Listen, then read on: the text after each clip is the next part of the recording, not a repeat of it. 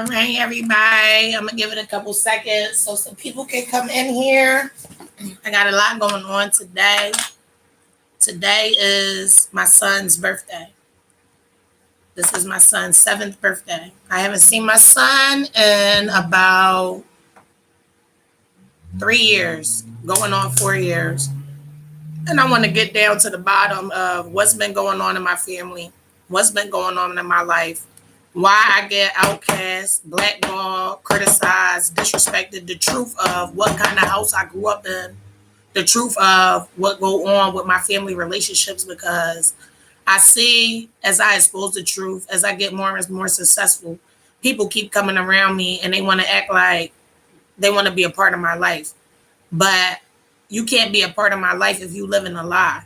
If you're willing to acknowledge what was done to me and what I've been through, then we can move past that and we can find forgiveness and we can rebuild bonds. But if you're just trying to mentally manipulate me into saying this never happened, that never happened, then I'm not going to live a lie with you. I'm going to tell the truth about what I've experienced, and I'm going to tell the truth about what I've seen. And I live for this and I die for this because my son is in the custody of a pedophile. I haven't seen him in 3 years. I'm hardly able to talk to him. And it's getting to the point of being insanity for me. So we're going to get down to the bottom of my mom, what happened to her family, why she is the way that she is, what made her treat her kids the way she treated her kids, and then why we all turned out the way we turned out. So basically, my mom's father, his name is Charles F. Beckett. He was a heavyweight championship boxer from Massachusetts. My grandmother is Virginia Wallace. She was from South Carolina. I don't know how they met, but that's my grandmother and that's my grandfather on my mom's side. My mom is Charlene. Her father had sex with her older sister. Her sister was 13 years old at the time when my grandmother was pregnant with her. So basically, my grandmother was pregnant. My grandfather had sex with my auntie. My auntie got pregnant by my grandfather. And my mom had a sister that's also her niece. That was my aunt's first child. She basically lost her mind behind this shit, started using drugs, and at a very young age, she died from massive heart attack due to drug overdose in front of her youngest child, which is my cousin Khalif Mungo. So my cousin Mitchell Rodney Mungo, rest in peace, he just passed away. That was her second oldest child. Yanita Lorenza Mungo, or they renamed her Donna when she was put up for adoption. That's my oldest cousin from my auntie. And she did not find our family until the year 2000. In the year 2000, this girl went on the internet, this woman went on the internet looking for her birth family, and she found us.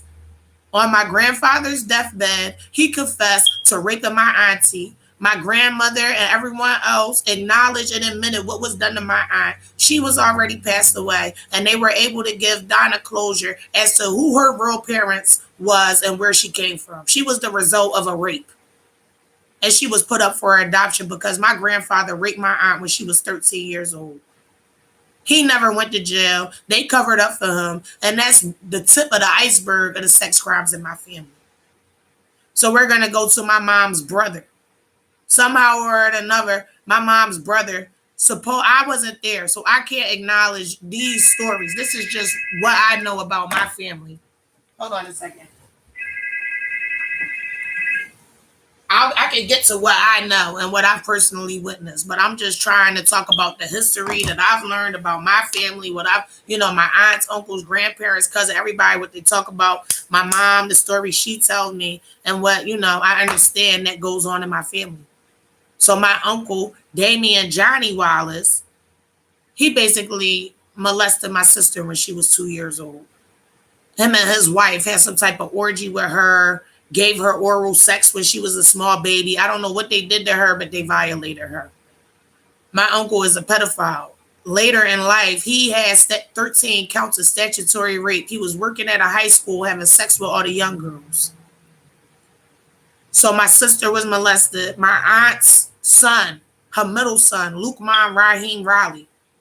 This is Donna and Mitchell's younger brother, my aunt Felicia's son. He came to live in our house. Around the time I was 7 years old, he had a very large porno collection in his room. I ended up finding it. I was a little girl and I was sneaking around in my big cousin's room being nosy. I found his porno collection. He had a lot of pornography. From that time, I seen he started having sex with my sister. He had sex with her every day in front of me. It wasn't as though I was just standing there looking. I would be on the top bunk sleep and I would wake up and they would be on the bottom bunk having sex. They had no regard for my presence. They had no regard for my innocence. This went on for an extended amount of time, and I came to understand my sister was not being raped. She liked having sex with my cousin. He was giving her different positions. They was very intimate with each other. I could hear the things they were saying to each other. All of that was very inappropriate for a child that's my age. The reason why I speak on these things and why it's relevant to me today is because this is the sister that currently has custody of my child. So my mom's father is a sex offender. Her brother is a sex offender. Her nephew is a sex offender. And she's not advocating for any of them to be prosecuted or telling the truth about any of this. I attempted suicide in front of my mom when I was 13 years old. I slit my wrist in her face. That was the first time I went to a mental hospital. My family made it out. Delia's just crazy. Delia has issues. Everybody hates me because my mom and my brothers and my sister, they're all living a lie, trying to cover up sex crimes. And I'm putting my life on the line, trying to expose the truth with no help, no family support, no financial support. Once I made myself into a celebrity, I received a little bit of support. With my music, then I started making porn. I made a name for myself with Pornhub, and now I'm on social media. A lot of people follow me. So I take time out of, aside from the entertainment, and I step back and I tell people things that really happened to me in my life. I noticed that this was very upsetting to people. They wanted to call me crazy, call me a whore, make fun of my clothes, belittle my situation, but they never stepped back to look and understand what I've been through, where I came from. I spent 75% of my life in a jail cell or a mental hospital. I have been trying to kill myself since I was 13 years old, and there's a reason why. And the people that are the stem and the cause and the source of this abuse should not be the people that have custody of my child. My sister should have gotten treatment. Nobody was supposed to be having sex with her when she was 14 years old. My cousin should be in jail. My mom should probably be in jail for allowing all of this to be going on in her household. Never advocating for her kids, contributing to her kids' drugs addiction.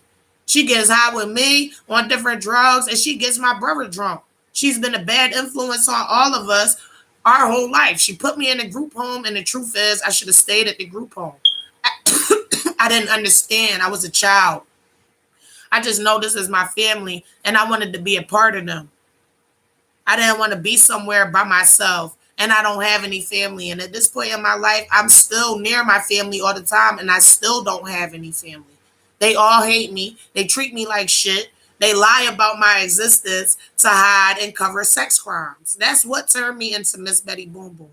When my mom dropped me off at the group home, I ran away from it and I ran into a pimp. The pimp that I ran away and met him when I was 16 years old, he's the man that owns Club Amnesia right now. I've been sex trafficked in every state on the East Coast. I've lived in fear my whole life. My house been burned down twice with me inside it since 2012. I've been spit on, beat on, left for dead, tied up, held in my house hostage at gunpoint. And then when I reported it to the police, they told me it was my fault for being a whore. And at this point in my life, I live or if I die, whatever happens to me, I just know I want people to know the truth.